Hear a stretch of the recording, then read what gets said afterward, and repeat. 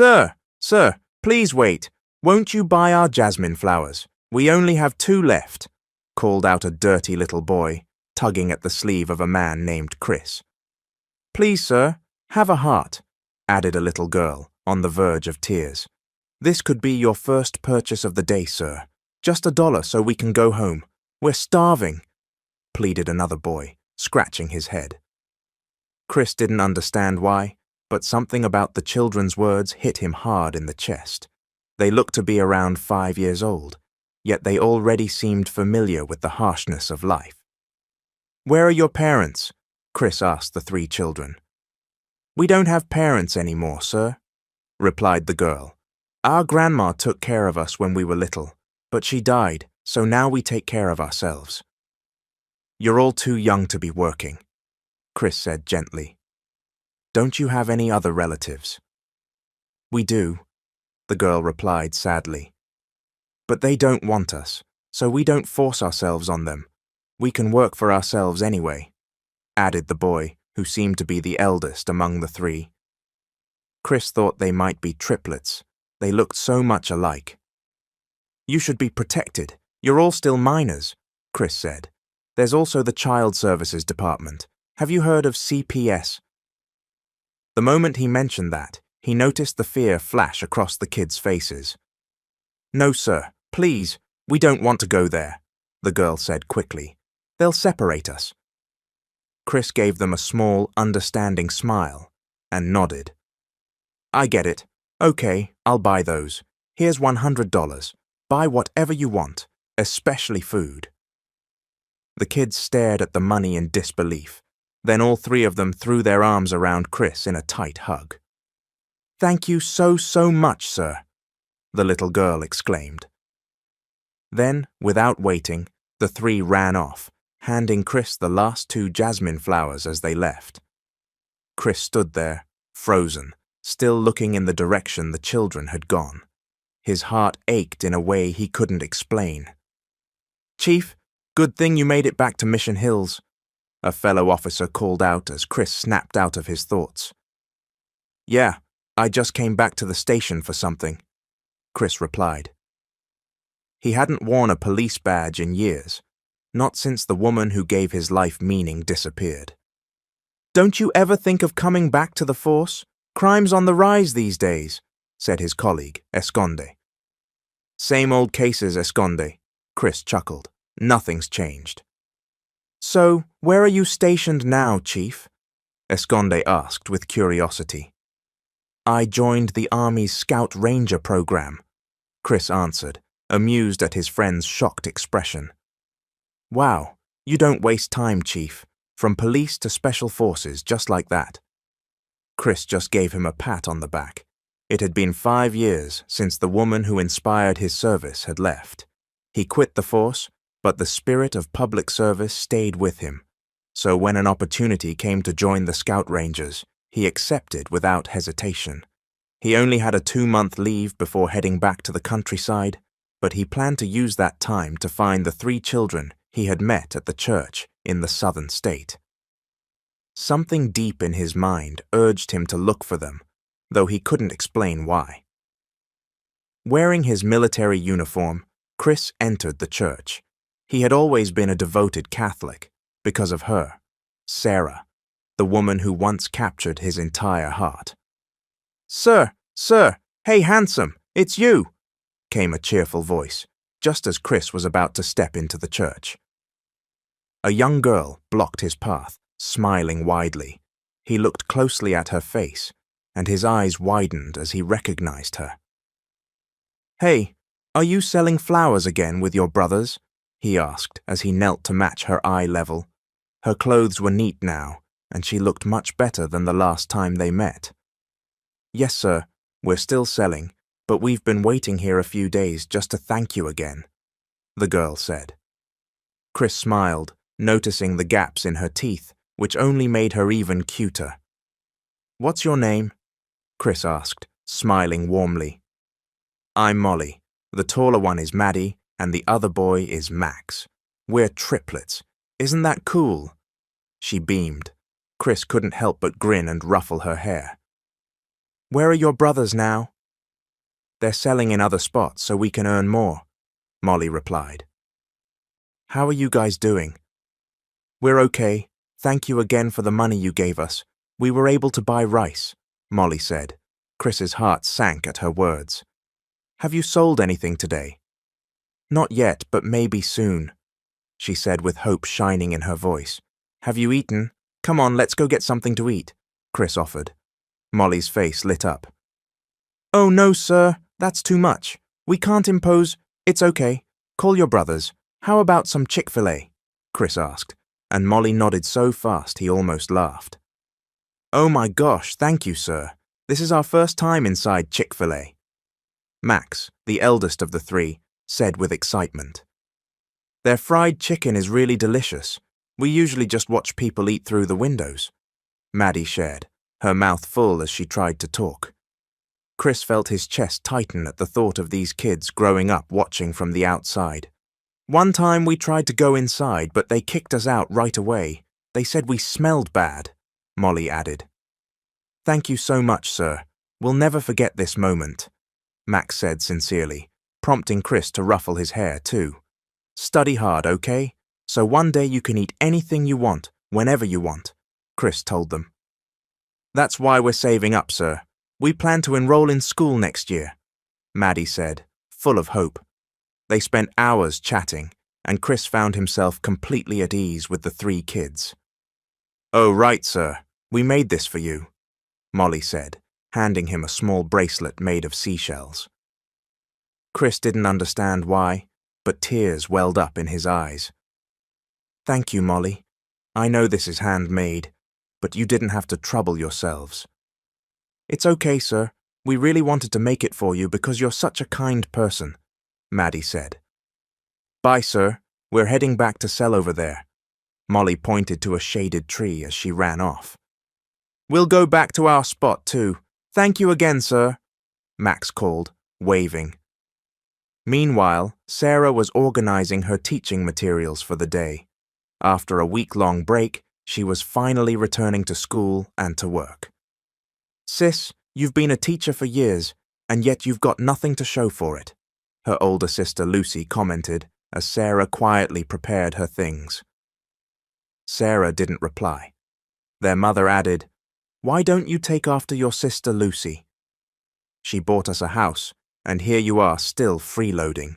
You're not even embarrassed. Sarah gave them a small smile.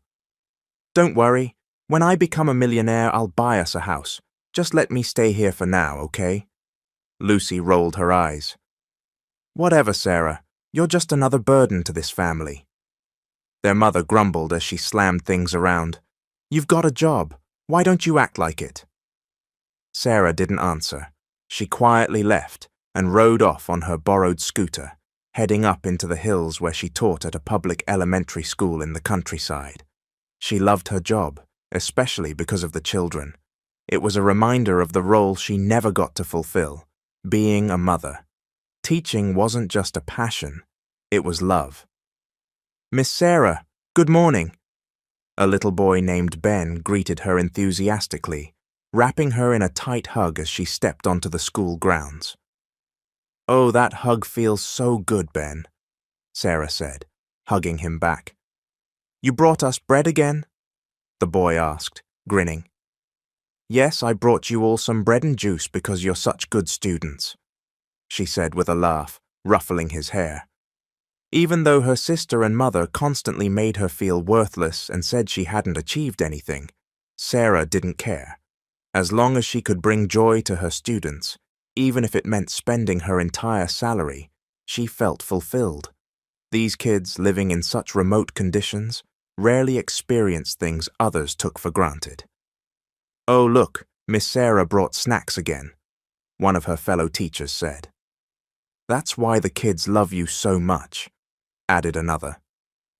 Sarah smiled modestly. It's just a little something. I promised them some sponge cakes. It's a blessing you were assigned here, Sarah. These children deserve joy too, said another teacher. And good luck asking the government for help. Takes years, if they even grant it at all. one of them added, with a shake of their head. Sarah was about to respond when their principal, Mrs. Campbell, walked in. "Hey everyone, just so you know, there's going to be a feeding program this Monday. Some soldiers are coming up here," the principal announced. "Really, Mom? That's wonderful news," Sarah responded with excitement. "Make sure everyone comes early tomorrow so we can start preparing. Sarah, I'm putting you in charge of welcoming our guests," Mrs. Campbell added. "Yes, Ma'am, I'll take care of it," Sarah agreed with a cheerful nod. The week passed quickly, and Sunday arrived. Sarah decided to go into town and visit the church. She rarely went down to the city because it was about 2 hours away by bus, but she needed to buy some supplies for her students as well. She spent several minutes praying inside the church, tears silently falling as she remembered her painful past. Eventually, she stood and left, having arrived too late for Mass. But just as she exited the church, she saw a young girl, and her world suddenly stopped. She didn't know why, but her heart clenched. "Ma'am, pretty lady, would you like to buy some jasmine? It's cheap, just $1. Please, these flowers are as pretty as you are," the girl said sweetly. Sarah didn't know why, but she instantly hugged the girl. The child froze in shock. "Oh, sorry," Sarah stammered and quickly released her, but the girl smiled and hugged her back. "It's okay, you smell so nice. You smell like a mom. Your hug feels really good," the girl said softly. "What's your name, sweetie?" Sarah asked. "I'm Molly. I'm 5 years old, and I've been selling jasmine and candles for 2 years now. I do it with my siblings," the girl answered cheerfully. "Do you make the jasmine garlands yourselves?" "Yes, ma'am. Would you like to buy 5? I'll give you one for free because you're so beautiful," Molly said, quickly handing over 6 garlands. Sarah laughed. "You're quite the little businesswoman, aren't you?" "We have to hustle, Mom. We're good at it. We're smart kids," Molly said proudly. Sarah couldn't help but smile. "You're beautiful, Molly." She couldn't stop her mind from drifting to her lost child. If her triplets had lived, they'd probably be Molly's age by now. "What do you do for work, Mom? Are you a model? You're so pretty and so sexy," Molly asked innocently, making Sarah laugh aloud. "I'm a teacher," Sarah replied softly. "Wow, you and that handsome soldier would be perfect together. Do you have a boyfriend?" Molly asked excitedly. Sarah giggled. "Who's the handsome soldier? Why are you matchmaking me?" "I don't know his name, Mom, but he's a soldier. He's nice and handsome. You two would really look good together," Molly said with a hopeful smile. Sarah laughed. "What if he's married?" "Nope, he's not. I'm sure of it," Molly insisted, her face beaming with confidence. Sarah ruffled her hair. Molly was so precocious and sweet, she almost wanted to take her and her siblings home right then and there. Triplets, no less. "Good morning, Miss Sarah," greeted Elijah as Sarah arrived at school early one morning. "Wow, you're here bright and early, Elijah," Sarah said with a smile.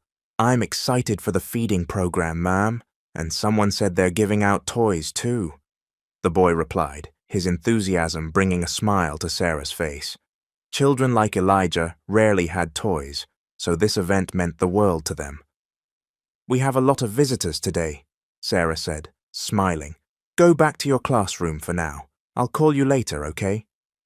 "Yes, ma'am. I'll clean up the classroom first," Elijah chirped before running off.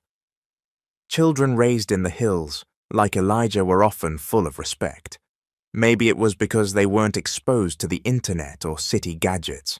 They weren't jaded. The staff at Lubbock Elementary School spent hours preparing for the feeding program. When the soldiers arrived, Sarah and her co-workers welcomed them warmly. "Wow, Officer Chris, maybe someone here is meant for you," teased his buddy Edward as they arrived at the school auditorium.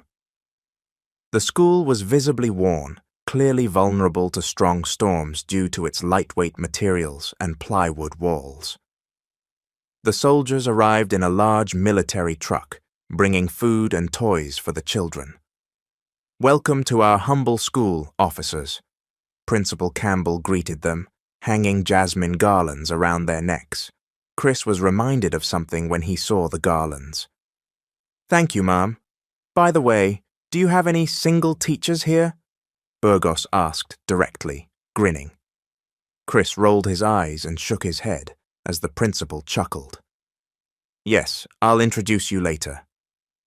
That's what I like to hear, Ma'am, Edward chimed in. Quiet down.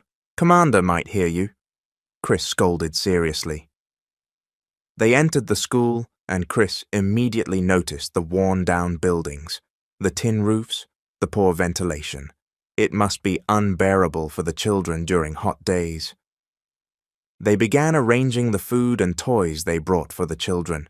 The excitement was evident on every child's face. Just a moment, officers, Principal Campbell said. Miss Sarah is still gathering the kids from their classrooms. But Chris only heard one word clearly. Sarah. He shook his head. It couldn't be. There was no way his wife was here, in such a remote place. Is this Sarah single? Edward joked. She seems pretty. Chris gave him a sharp look. She's beautiful inside and out, the principal answered. Chris tuned them out, trying to ignore what was running through his mind. It was too deep, too impossible. Since the feeding event wasn't starting just yet, Chris wandered around the school grounds. It was peaceful and green, a refreshing escape. At the far end of the campus, he found a classroom surrounded by excited, noisy children. Okay, everyone, form a straight line, no running outside, Sarah instructed. But the children, overwhelmed with excitement, didn't listen and rushed out in all directions. Sarah sighed and chased after them without looking back, only to crash into something hard. Ow, that hurt, she exclaimed, rubbing her forehead. At that moment, Chris couldn't move. He didn't know what to do. His heart was racing like it was in a marathon. Sarah, he stammered. The woman turned to him, and it was as if she had seen a ghost. She quickly turned and began walking away. Chris grabbed her hand gently but firmly. Where are you going? You're running away from me again? He said, his voice pained. For 5 years, Chris had searched for his wife. Not even a shadow of her remained. And now, as soon as he saw her, she was leaving again. He didn't know what he had done wrong, why she vanished without a word. What are you doing here? And let go of me, Sarah said coldly, pulling her hand away. You disappeared for years and you're the one angry, Chris asked, his eyes brimming with tears. Just leave me alone, Chris. I'm finally at peace. I'm happy without you. Why did you have to show up again? Sarah replied with bitter sarcasm. Deep inside, though, she wanted to unload all the pain she'd suffered from Chris's family. I'm your husband, Sarah. Why are you treating me like this? Chris asked. Husband? Were you really a husband? Sarah laughed sarcastically and walked away quickly, leaving Chris heartbroken. He stood there, helpless, watching his wife walk away, unsure of what had gone wrong between them. They had once been so happy. Sarah was assisting with the children when her fellow teacher nudged her. Hey, I think that soldier has a crush on you. He's been watching you since earlier, said Mia. Sarah ignored her. In fairness, he's handsome. If I weren't married, I'd totally introduce myself, teased Camille, giggling. Hey, I'm telling your husband, Camille, Mia joked. Camille laughed. Just kidding. But Sarah, he looks like he knows you. Like, really knows you. You two have a past, don't you? She playfully turned Sarah's face toward Chris. I don't know him, and I don't plan to, Sarah said bluntly, lying to avoid more questions. Chris watched Sarah talk to her fellow teachers. His heart felt light. After such a long time, he was finally seeing her again. But he couldn't get close. She was like a tiger ready to pounce. Later, Principal Campbell announced, Don't head out just yet, soldiers. We're having a small gathering afterward. Chris turned to his friend. She said she's going to introduce you to Sarah. Did you know she's one of the best teachers here? Edward said, nudging Chris. This is your chance to finally get a love life, man. You're always so grumpy. Chris scowled and punched Edward lightly before walking away. By the way, said Principal Campbell, who was it looking for Miss Sarah earlier? I'll introduce you. She called over the soldiers while Sarah's friends nudged her toward the principal. Go on, move it, girl, joked Edward as the crowd cheered. Oh, are you Chris? Principal Campbell asked. What a handsome young man. This is Sarah, one of the best teachers in the entire region. Sarah laughed awkwardly. That's a bit much, Mom. Look at that, like a puppy, Edward teased, making everyone laugh again. Principal Campbell, I need to get back to my classroom. I have some things to finish, Sarah said, then quickly left the group. She didn't realize Chris was following her. Wait a second, Chris called. What now? Sarah snapped, turning to face him. Can we talk? Just quietly, please, Chris asked softly. Please, Chris, just leave me alone. Don't disturb the peace I've found, Sarah said. Do you have a new family? Is that why you left? Chris asked. Sarah froze. Are you stupid? Don't be an idiot, she said, shoving him hard. Then why? Why did you leave me?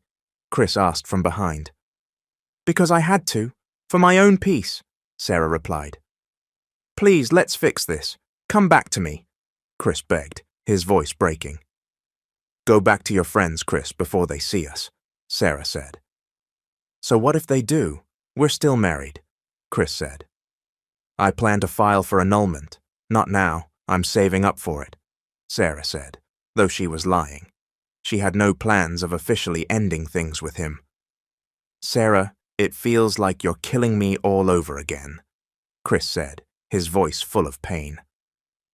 The feeding program finally ended in the afternoon, but heavy rain turned the area dark and muddy. It was hard for the teachers to return home with the rising floodwaters.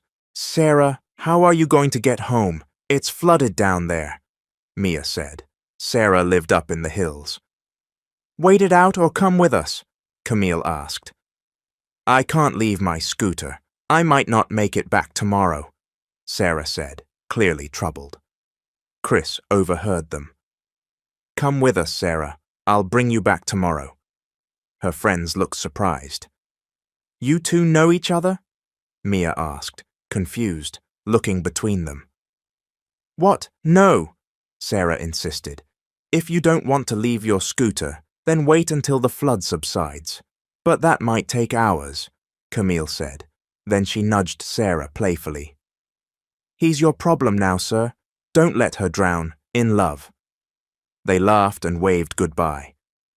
Your friends are gone. Why are you still here? Sarah asked. Why would I leave you alone? You're my responsibility. Whenever you go home, I'll go with you, Chris said softly, handing her his military jacket because she was already shivering. You should have just left me alone, Chris.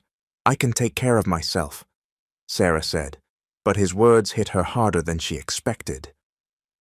Sarah went home filled with frustration, anger, and fear.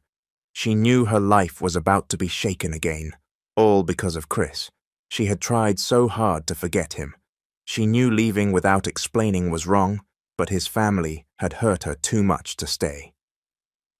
Sunday came, and Sarah decided to return to the big church downtown to pray about everything happening, and also to check on the triplets selling jasmine. She immediately spotted Molly. Molly, Sarah called. Molly's eyes lit up, and she ran to hug her. Miss Sarah, you're here. Oh, where are your brothers? Are they at other spots again? Sarah asked, but Molly suddenly burst into tears. Why? What's wrong? What happened? Sarah asked in alarm. I don't know where Max and Maddie are, Miss Sarah, Molly sobbed. A big man took them 2 days ago. What do you mean someone took them? Sarah asked, hugging the crying child tighter. She helped Molly sit down. I think it was Baden. He's the guy who takes our money sometimes. We didn't give him our earnings last week, Molly explained through hiccups. Who is Barden? Sarah asked. He's a thug around here. If we don't give him money, he beats us up, Molly said. Why didn't you go to the police? Sarah asked. They won't believe me. They'd just laugh and shoo me away. Sarah's heart ached too much to even respond. Come on, I'll take you to the station, okay? But let's eat first. Have you eaten? Molly shook her head. Sarah couldn't understand how parents could abandon children and let them face such a cruel world. She had longed to be a mother, but God hadn't allowed her to raise her triplets, and yet there were parents who could turn their backs on their children. Thank you, Miss Sarah. You have such a kind heart. Whoever your child will be is lucky, Molly said softly. Sarah felt tears prick her eyes. She took Molly to Chick-fil-A. They hadn't even sat down yet when Molly shouted excitedly, Officer Chris, handsome! Sarah turned and she wasn't mistaken. It really was him. Fate was playing its games again. Molly, Chris greeted happily, but he froze when he saw who she was with. Miss Sarah, this is the soldier I was telling you about. Isn't he so handsome? Molly said proudly. Sarah narrowed her eyes. Not really. His face is pretty average, she said coolly. She knew she was lying to herself. One of the reasons she'd fallen for Chris in the first place was his angelic face. If it hadn't been for his family, she never would have left. I think he's the most handsome person I've ever met here in the South, Molly said, grinning. Chris chuckled and gave a small nod, while Sarah scoffed and rolled her eyes. I'll go ahead and order for us. What do you want? Chris offered, looking at Sarah. But Sarah just glared at him and brushed past, guiding Molly to the table. Do you know that grumpy guy, Molly? Sarah asked. Molly nodded and smiled. Yes, Ma'am, he's really kind. He bought from us and took us to Chick-fil-A before. Sarah sighed, annoyed all over again. We're not going to talk to him today, okay? His face is irritating me, she said lightly. Just as she was settling into her seat, Chris appeared and sat down across from them. I know you're mad at me for reasons I still don't understand, but the place is packed. Can I sit here for now? Chris asked calmly. Sarah let out an exaggerated sigh. You know each other? Molly asked curiously. No, Molly, I don't know any ugly men, Sarah said with a tone that made Chris smirk quietly. How can you lie like that, Sarah? Especially about the ugly part, he said with a laugh. You really are ugly, Sarah snapped back. Doesn't sound like what you used to tell me, Chris said, raising an eyebrow. Stop it already, Sarah muttered, now visibly annoyed, which made Molly giggle. By the way, Molly, where are your brothers? Chris asked. Sarah paused mid-bite, suddenly serious. Right. Molly told me someone took Max and Maddie. You're still in law enforcement, aren't you? Maybe you can help, Sarah said, turning to him. I'm not a cop anymore, but I can still help Molly, Chris replied gently, ruffling the girl's hair. Really, sir? Thank you so much, both of you. I hope you and Miss Sarah end up together, Molly said innocently. She had no idea about the couple's past. You want us to end up together? Chris asked in disbelief. Molly nodded eagerly while chewing her food. Yes, and I hope you adopt us.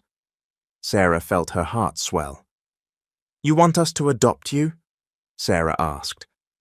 Yes, but only if it's you and Officer Chris together. I can tell you're both good people, Molly answered with such sincerity that it made both adults smile. Sarah didn't know how it happened, but she agreed to work with Chris to find the other two children. Within days, they located Max and Maddie in a horrible condition. Both had been beaten. Sarah and Chris were furious and vowed to get justice. In a snap decision, Sarah rented an apartment so the triplets could stay with her. She knew her family wouldn't accept them in their home. Thank you for taking us in, Miss Sarah, Malloy said, helping her unpack. Don't worry, we'll help out around the house. Don't be silly, This was my decision. I really want to help you, Sarah replied softly. We'll repay you and Officer Chris when life gets better, Max said, sounding more mature than his age. Sarah couldn't help the tears that formed in her eyes. We're just happy to help. Come on, it's time to sleep, she said, but before she could guide them to bed, both boys hugged her tightly. We love you, Malloy whispered, his words making Sarah's heart pound. It felt so good, hearing those words. Good morning, Miss Sarah. That smells so good. What are you cooking? Asked Molly, who had just woken up. Sarah smiled and picked her up. Pork adobo. Want some? Yes, this will be the first time in our whole lives eating something like that. I know it's going to be delicious because you made it. Molly clapped excitedly. Call your brothers so we can all eat together, okay? It's a school day. Want to come with me to school today? Sarah asked. Yes, I want to study too, Molly said with a hopeful smile. Sarah nodded. All 3 kids could fit on her scooter. As they were about to leave for the rural mountain school, Officer Chris appeared at their door in uniform, smiling brightly at Sarah. Good morning, Miss Sarah, he greeted, that grin stirring old memories in Sarah's mind. She quickly brushed them away. Nothing's good about a morning that starts with your face, she said with a glare. Chris just laughed and approached the children. Sir, you look handsome today. Are you trying to impress our beautiful Miss Sarah? Max teased, making Chris laugh harder. Nope, I'm here for you guys, he said, but part of him knew Sarah was also the reason he was standing there.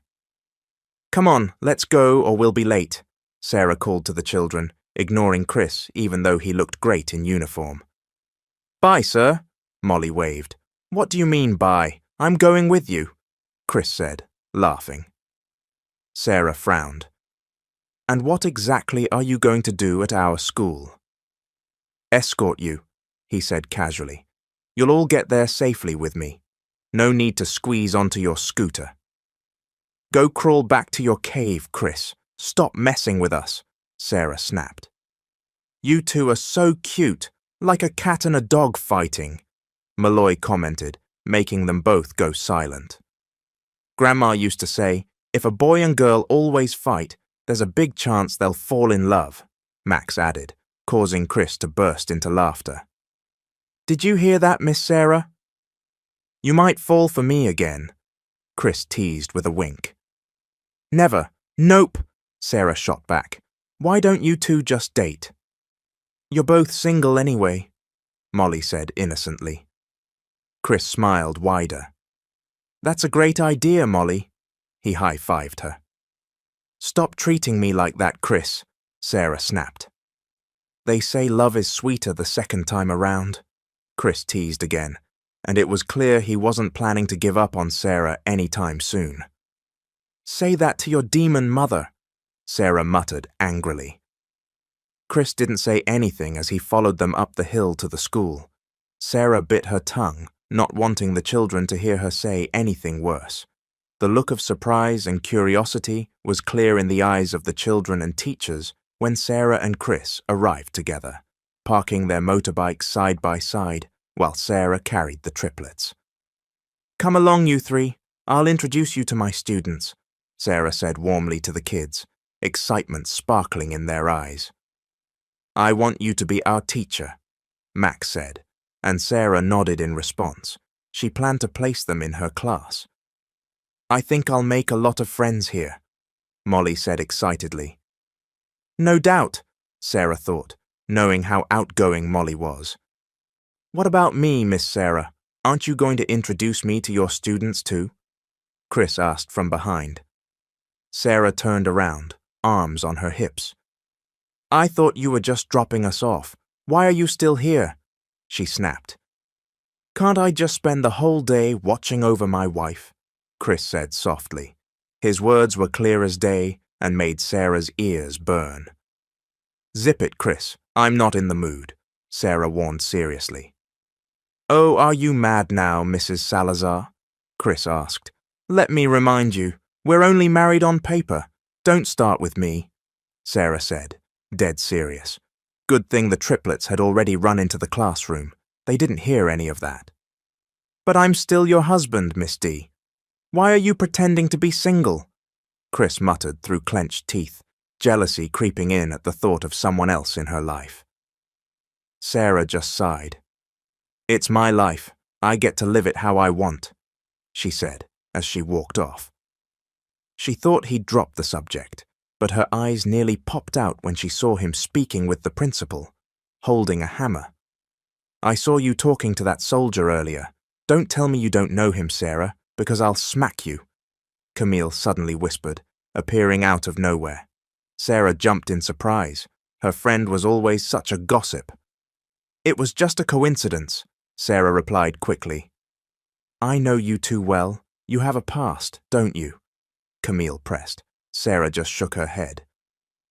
Number, go back to your classroom. But Camille gave her a knowing look. I'll find out eventually, you little witch. Sarah chuckled under her breath and shoved her friend away. She was heading to the cafeteria when Chris whistled at her from behind.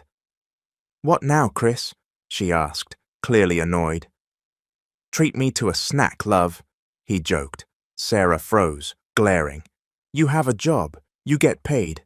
Buy your own food, she said, turning away and clutching her chest at how fast her heart was pounding. Banana fritters for my beloved teacher, Chris whispered behind her, making her jump. What are you doing here again? She hissed at him. I'm hungry. Principal Campbell treated me, he said, proudly taking a seat beside her. Have the kids had their snacks already? He asked. Hours ago, Sarah replied. It had been a while since recess, and now it was her free period. Why aren't you eating your banana fritters? Don't you want them? Chris asked when he noticed she hadn't touched the food. Not if they're from you, she snapped. Chris didn't reply. Sarah couldn't figure out how he tolerated her mood swings day after day. She also couldn't understand how he just popped up like a mushroom at any given moment. Just like today, a Sunday, when she and the kids were home with no classes, and there was suddenly a knock at the door. It was Chris, again, offering to do all the laundry for the four of them. What are you doing here again, Chris? Sarah asked, raising an eyebrow. But he just gave her a sweet smile. I'm your laundry guy for the day, Mom, Chris said with a salute. So Chris, you're here again? Molly said happily, running to hug him. Here's the ice cream you ordered, Mom, Chris said, handing her a tub of ice cream, making her squeal with delight. Max Malloy, so Chris brought us something, Molly shouted toward the kitchen. Can I come in, Mom? Chris asked. Sarah shook her head and moved aside from the doorway, letting him in. What are you thinking, Mr. Salazar? Why are you here again? She asked as they sat in the living room. I came to do laundry, Chris answered seriously. Sarah, still annoyed, let him be. Since she was still irritated, she handed him not just their clothes, but also the neighbor's dirty laundry. Ma'am, I feel bad for Sir Chris. He looks really tired from scrubbing all those clothes, Max said as he watched Chris working. Let him be. He wants to do it, Sarah replied casually, pulling Max back to the living room to join the others watching TV. I'll help him then, Max offered. No, just go back to playing. I'll help him instead, Sarah said softly, gently pushing Max back before approaching Chris. Stand up, I'll finish this, she said from behind him. No, it's fine. There's not much left. It's your rest day. I can't make you work, Chris replied with a smile. What's your deal, Chris? Why do you keep showing up wherever we are? Sarah asked, voice serious. You. You're the reason. All of you, he replied quietly, gazing into the distance. For 5 years, Sarah, I looked everywhere for you. How could I find someone who was hiding from me? Chris said, painfully. When she left, he lost his direction in life. Did you ever ask yourself why I left? Sarah asked in return. Not a day went by that I didn't ask myself that, Sarah. What did I do wrong for you to leave me like that? It's like you never loved me at all, Chris said, his voice cracking. Do you really want to know the truth? Do you really want to know why I left your life? Sarah asked, her voice rising as tears welled in her eyes. Chris stood up and stared at her, realizing just how much more beautiful she had become in the years they were apart. I want to know everything, love. I'm begging you. Tell me the truth. I'll listen. I'll understand, he pleaded. Stand up. We're going, Sarah said, voice sharp, and walked ahead of him. She first dropped off the triplets at their neighbor's apartment, someone they had grown close with. Where are we going? Chris asked as she started her scooter. Don't complain. I thought you wanted answers, Sarah replied coldly. Chris had no choice but to keep quiet.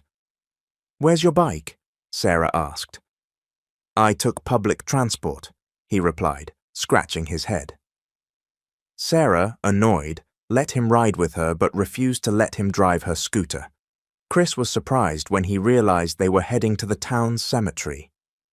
Get your hand off my waist or I'll throw you off, Sarah warned when Chris tried to hold on. I'm just scared I'll fall, he said. Quit your habits, Chris, or I'll really punch your face, Sarah snapped. Chris immediately let go. What are we doing here, Sarah? He asked, his voice tight as they parked inside the memorial park. Don't tell me you brought me here to kill me, Chris said nervously. Don't start, Chris, Sarah snapped and walked toward a gravestone.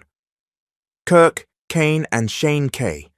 Chris read the names carved into one shared tombstone, struggling to speak. What's this, Sarah? He asked, voice trembling. Your answers, Chris, Sarah replied quietly. I don't understand. Please explain this to me, Chris said, now in tears, staring at the gravestone. To make the long story short, we had them. And I lost them, Sarah said, her voice hollow with pain. How? Why? Chris asked, his throat tight. I named them after you, Sarah said with a bittersweet smile, now sobbing. When I left, I was going to tell you we were going to have children. But didn't I already tell you? I wanted us to move out of your parents' house. I never felt comfortable there. I felt like your mom never liked me. And your sisters? Don't get me started, she added, with a sarcastic laugh, though her voice cracked with hurt. Sarah, every day while I was at work, what did you have to endure from my mother? Chris asked quietly, stunned. I took it for years, Chris, because I loved you. I begged you so many times to leave that house, but you said your mom would be alone if we left, so I stayed, for you. You have no idea how many times I wanted to tell you the truth, but I didn't want to destroy your relationship with your mom. I knew you'd side with her, Sarah said, her voice breaking. Why didn't you tell me? Chris whispered, the pain in his chest becoming unbearable. What for? Isn't it a little too late now? Sarah asked. I'm not blaming you for what happened to the babies. Maybe I wasn't strong enough while I carried them. That's why they left me so soon. We can't change what happened, Chris. It's over. It happened, she said, looking away. I need to know exactly what they did to you. What did my family do? Chris asked, desperate. Your parents, your sisters, they treated me like a maid in your house. I didn't mind doing the chores. I'm from the countryside. I know how to work. But the words, the cruel things they said, I didn't deserve that. Maybe you didn't notice because your family was so good at pretending. They acted like they loved me when you were around. But when you weren't, I was less than nothing. Tears streamed down Sarah's face as she recalled it all. She had nothing during those first years. She wasn't even done with college, and Chris was the one putting her through school. She remembered it all vividly. Flashback. Sarah, what are you doing in my brother's room? Don't you see how many dishes need washing? You're not a guest here. Don't act like a princess, his sister shouted, shoving her toward the sink. You're a burden. Useless.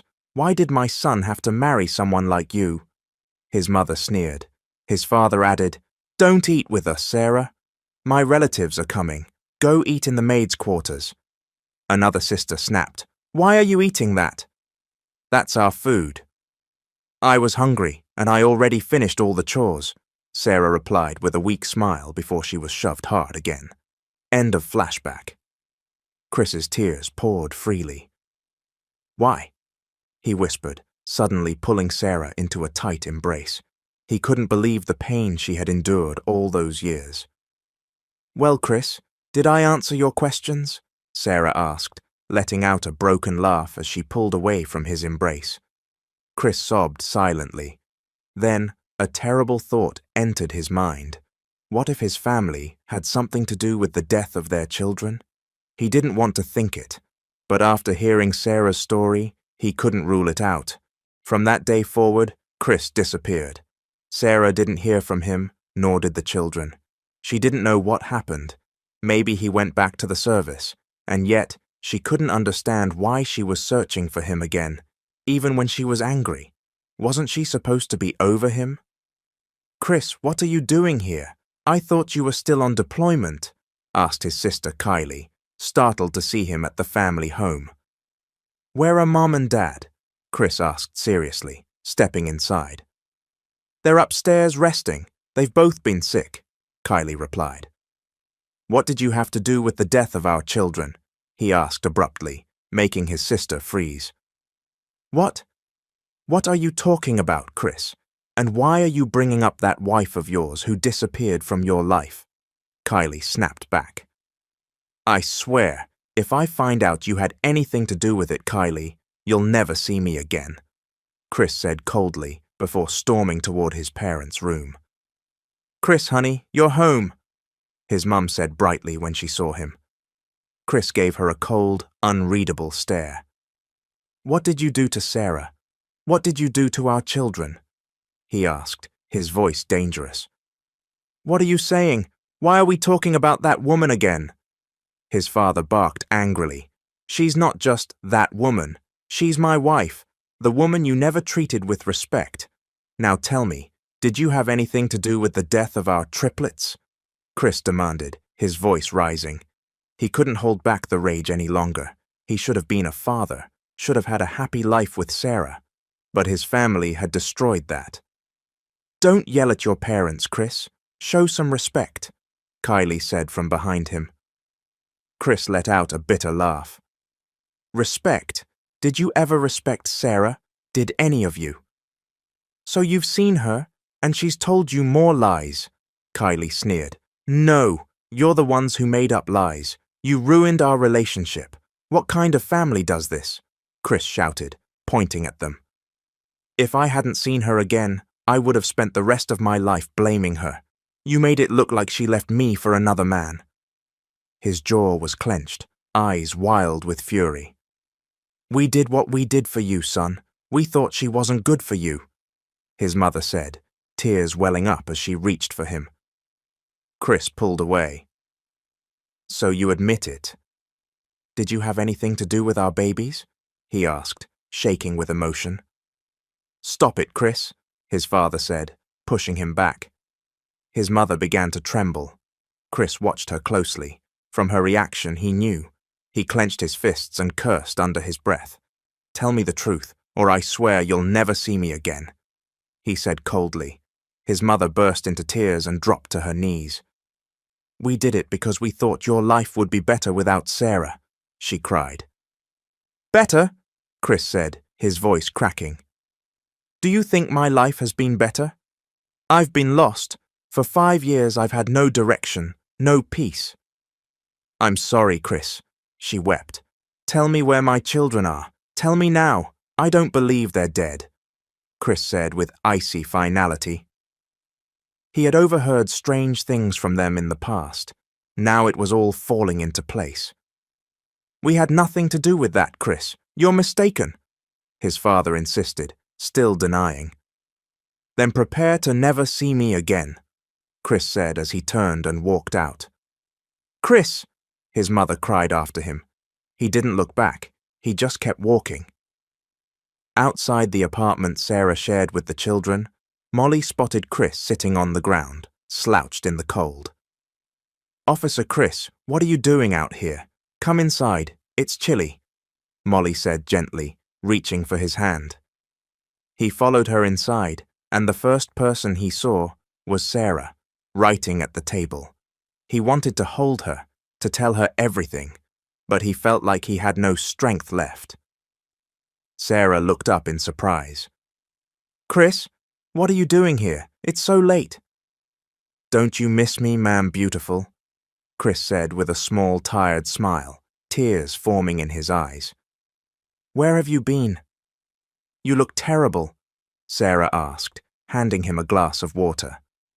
"Molly, go to bed now. Your brothers are already asleep and you need to rest too," Sarah said gently. "Go on, I'll make you some warm milk in a minute." Chris smiled at the way she handled the child. If anyone was meant to be a mother, it was Sarah. "You've been staring at me, Chris. Have you gone insane?" Sarah asked, flicking his forehead. Chris caught her hand and pulled her into a hug. "No, I miss you." "Mrs. Salazar?" he asked. Sarah, surprisingly, didn't resist and hugged him back.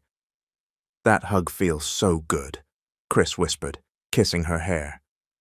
"I just felt sorry for you," Sarah said softly, pulling away. "Then pity me for the rest of our lives, sweetheart," Chris replied sweetly. "Just because we're getting close again doesn't mean we're getting back together. I'm still mad at you, just so we're clear," Sarah said, trying to set boundaries, but Chris only held her tighter. "I'm going to win you back, Sarah, even if it takes the rest of my life," he said sincerely, kissing her forehead. Every day, Sarah saw how hard Chris was trying, not just to win her back, but to be a father to the triplets. It made her heart ache with both sadness and hope. She knew Chris would have been a wonderful father if only they'd been given the chance. "Hey, good, you're all awake," Chris said one morning, grinning. "We have a surprise for you." He and Sarah had planned to take the kids out and had taken time off from work just for them. "What is it?" Max asked excitedly. "It's a surprise," Chris said. "You're acting weird, Dad. Are we going somewhere?" asked Malloy. "Yes, yes, yes," the three shouted in chorus, their excitement bubbling over. Months passed quickly. Chris and Sarah's relationship grew stronger, thanks to his persistence and her growing understanding. But Chris still couldn't fully accept everything that had happened to them, especially what happened to their original triplets. In secret, he continued searching for answers, and slowly, the pieces began to fall into place. Sarah thought the surprise was for the children, but it turned out the surprise was really for her. As they arrived at their destination, the kids blindfolded Sarah. "What's this?" she asked, confused as they helped her out of the car. She could hear the sound of waves and knew they were by the sea. "Careful, Mum, you might trip," Molly said gently. Sarah froze at the word Mom and felt tears pool in her eyes. Something shifted inside her heart. "I know, love," Chris whispered. "Just wait a little longer to take off the blindfold." When they finally removed it, Sarah stood still. Her world stopped when she saw the simple white decorations before her. At the altar, Chris was waiting, dressed neatly, eyes full of emotion. Their fellow teachers and friends stood around, smiling and cheering. "We'll walk you down the aisle, Mom," Malloy said, holding one hand while Max held the other. "You look beautiful, Mom. You and Dad are perfect together," said Max. "Look at Molly. She looks like a princess," added Malloy. "Of course she takes after me," Sarah joked through tears. Molly wore a little white dress with faux fur trim. Sarah couldn't stop smiling. As she walked closer to Chris, her tears flowed freely. After everything they had been through, he still found a way to surprise her with something this beautiful. "If you don't want to get married to me again, just run," Chris said softly when she reached him. "Even if it hurts, I'll let you go and give you whatever happiness you choose." Sarah shook her head, confused. Why this setup? I thought the surprise was for the kids. After everything that's happened, I want to start over, with you and the kids, Chris said. Those 3 little ones watching us, they're our triplets, Sarah. Sarah gasped. But Chris, our children are gone. They died, she whispered. No, Chris said, tears falling. They're not. They're alive. We adopted them without even knowing. But they're ours, Sarah. Our triplets. Nothing could have been more joyful or more overwhelming than that truth. The children they had taken in and loved were their own flesh and blood all along. Fate had been cruel, but it had also been kind, bringing them back together as a family. Chris didn't know if he could ever forgive his parents for what they did, for what they stole from them. Not only had he and Sarah lost years together, but their children had suffered too, growing up in a harsh world far from the love they deserved. Dad! Dad! I passed the scholarship test, Molly shouted, not even inside the house yet. You what? Chris called out from inside, startled. Why are you yelling? What happened? Is there a burglar or something? I passed the scholarship test. I'm going to study abroad, Molly said joyfully, out of breath from excitement. Study abroad? Sarah jumped into the conversation. Molly, you're just entering 7th grade. You're not even in high school yet.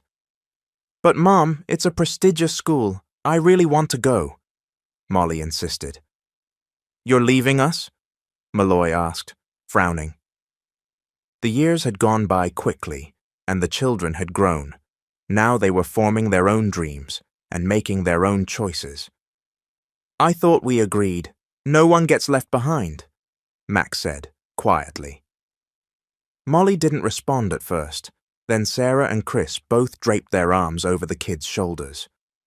Whatever you want to do, your mom and I will support you. You know that, right? Chris said gently. You're really going to let Molly go, Dad? Malloy asked, surprised. She's not going alone, Sarah said with a huge smile. We're all going with her. The kids' eyes lit up with joy. Really, Mom? Molly asked, almost crying. Yes, your dad and I have been planning to move abroad. We were just waiting for your scholarship results, Sarah explained, pinching her daughter's cheek playfully. What about me? Max asked in a small voice. Didn't I say I wanted to stay here? Sarah came over and smiled at him. You can still chase your dreams there. Don't you want us to stay together? Pfft, he just doesn't want to leave because of Chi-Chi, Malloy teased, making Max frown. Says the one nobody likes, Max retorted. I'm leaving my Jacob behind too, but I promised him he'll always be my only crush, even if I meet a bunch of cute foreign boys, Molly said proudly. That statement left Sarah and Chris stunned. Does this Jacob know your dad's a soldier? Chris asked seriously. Both boys burst into laughter. Oh man, Jacob's in trouble now, Malloy said. Enough, all of you. Let's eat before this turns into a drama fest, Sarah said, shaking her head. Right, Mom, let's eat, Molly said, dodging her dad's suspicious glare. Hey, Molly, Chris said, his tone suddenly serious. We're not done talking about that Jacob. He's in big trouble with me later. Geez, Dad, he's just my crush. It's not like we're getting married or anything, Molly whined, stomping her feet. Who said you can get married to someone named Jacob? Chris replied sharply. It's Jacob, not Jacob, Molly snapped, frustrated. Didn't we have a deal? You're not getting married until you're at least, 30? Chris reminded her. By that time I'll be ancient. Molly groaned while everyone else laughed. Chris looked around the table. He had nothing more to wish for. His family was whole. They were finally happy, far from the people who had once tried to tear them apart. When the day of their second wedding came, his parents weren't there. Neither were Sarah's family. Chris hadn't invited them. He knew Sarah was still healing from all the pain they caused. Years passed, but the wounds of the past lingered.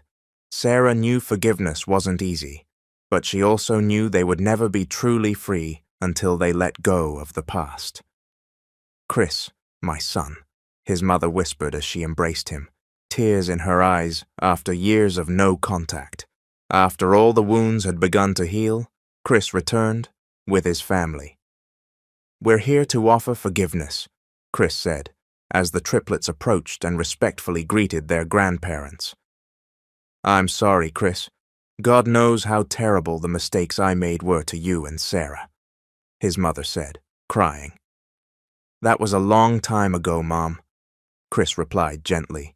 "We're here because we want peace. We want to live quietly and start fresh. That's why we forgive you. It's been years." Sarah, standing beside him, also had tears in her eyes. "We forgive you." Chris's mother pulled her into an embrace, and for the first time, Sarah felt a genuine hug from the woman who once rejected her.